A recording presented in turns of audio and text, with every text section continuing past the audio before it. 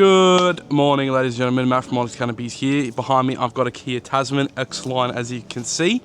It's a nice black colour. Customers brought it in. They said they want a steel canopy, and because the Blues won yesterday, we're like, you know what, we'll do it. So here we go. We're going to fit a steel canopy to this. Follow along, watch along. If you do have any questions, or if you want something like this, or if you got any, want to know the prices or anything like that, you can always give us a call. That's 0296278666. Also going to be doing a nudge bar to the front. Come on and have a look at the front.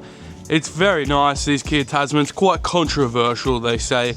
Some people love them, some people hate them. All I know is that we do a nudge bar for them. So we're gonna fit this one. We'll show you exactly how we do it. So if you want to try it at home, you can too. As always, I'll see you in just a jiffy. I think this might be like a dark shade of grey, not black. Did I say black? It might be grey. You did say black. Like gunmetal grey, I meant. Sorry, ladies and gentlemen.